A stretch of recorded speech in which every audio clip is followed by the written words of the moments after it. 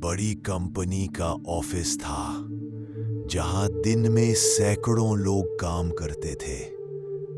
दिन भर वहां चहल पहल रहती थी। कीबोर्ड की आवाजें, लोगों की बातें, कॉफी की खुशबू। पर रात को जब सब चले जाते तो वही ऑफिस एकदम सुनसान हो जाता था।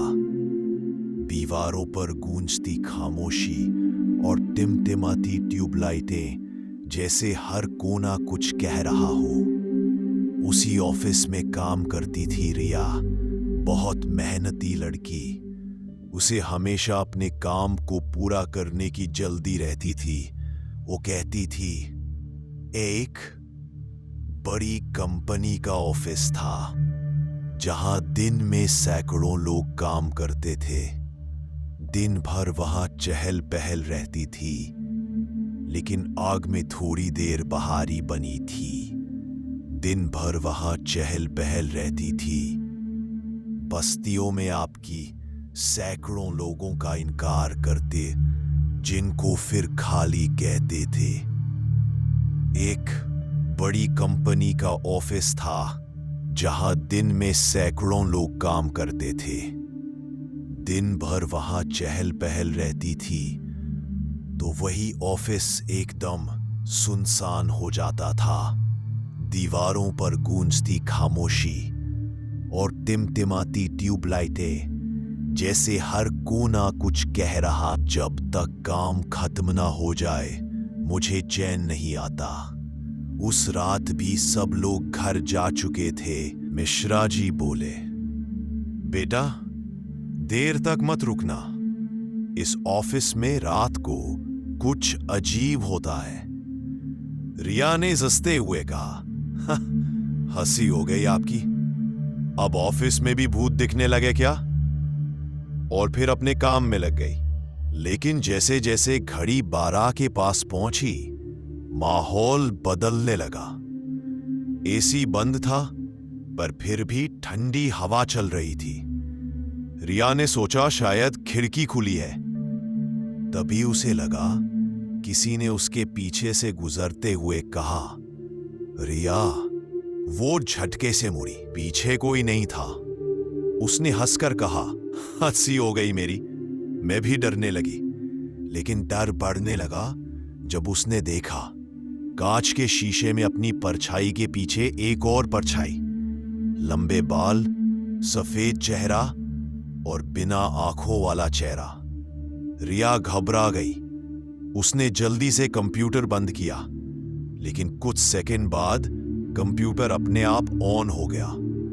रिया का खून सूख गया। उसने चिल्लाकर कहा, कौन है वहां? कोई जवाब नहीं। वो दौड़ती हुई सिक्योरिटी रूम पहुंची। मिश्रा जी, सिस्टम अपने आप चल रहा है। मिश्रा जी ने धीरे से कहा, बेटा 1 साल पहले यहां एक लड़की काम करती थी, अंजलि। वो भी तुम्हारी तरह मेहनती थी और देर रात तक रुकती थी। एक रात उसके साथ हादसा हो गया। तब से ये ऑफिस रात को शांत नहीं रहता। रिया कांपते हुए बोली, और वो किस सीट पर बैठती थी? मिश्रा जी बोले, यही जहां तुम अब बैठती हो। रिया की सांस रुक गई। उसने तुरंत अपना बैग उठाया और लिफ्ट की ओर भागी। लिफ्ट में अकेली थी, मगर शीशे में 2 परछाइयां दिखीं। दूसरी परछाई उसी सफेद चेहरे वाली लड़की की थी। अब तुम भी हमारी टीम का हिस्सा हो। लिफ्ट का दरवाजा खुला और रिया बेहोश पड़ी थी। सुबह जब लोग आए तो रिया की सीट खाली थी, लेकिन उसका कंप्यूटर ऑन था। स्क्रीन पर लिखा था, work completed by Riya and Anjali. सबको लगा किसी ने मजाक किया है, पर जब सिक्योरिटी कैमरा देखा गया, वीडियो में लिफ्ट रात 2:45 पर अपने आप खुलती दिखी, पर अंदर कोई नहीं था। सिर्फ हल्की सी परछाई थी जो लिफ्ट के शीशे में दिखाई दे रही थी। वो रिया थी।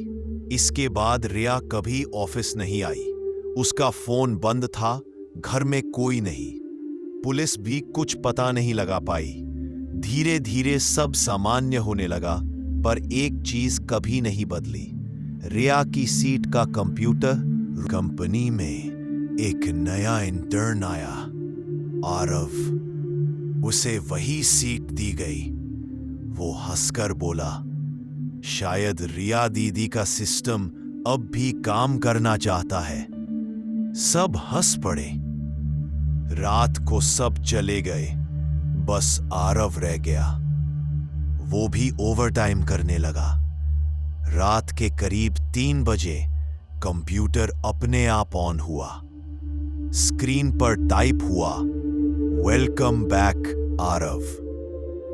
आरव ने डरकर कुर्सी पीछे खींची। मॉनिटर के शीशे में उसे अपनी परछाई दिखी और उसके पीछे वही सफेद चेहरा बिना आंखों के, जो धीरे धीरे मुस्कुरा रहा था। अचानक सारे मॉनिटर झपकने लगे, कीबोर्ड अपने आप चलने लगा और हवा में वही ठंडी सिहरन फैल गई। सिक्योरिटी रूम में बैठे मिश्रा जी को किसी के चीखने की आवाज सुनाई दी। वो भागे। उसके बाद से उस फ्लोर को बंद कर दिया गया। अब कोई वहां रात में नहीं जाता, लेकिन कभी-कभी जब कोई गलती से उस मंजिल पर पहुंच जाता है तो कंप्यूटर अपने आप चालू हो जाता है और स्क्रीन पर वही शब्द टाइप होते हैं, मैं यहां पहले भी थी। अगर कोई ध्यान से देखे तो मॉनिटर की रिफ्लेक्शन में एक चेहरा दिखाई देता है जो मुस्कुराते हुए कहता है, अब तुम भी हमारे साथ काम करोगे। अगर तुम भी कभी रात को अपने ऑफिस में अकेले रहो और कंप्यूटर अपने आप चालू हो जाए तो प्लीज पीछे मत मुड़ना। शायद कोई पुराना एम्प्लॉय फिर से काम पर लौट आया हो।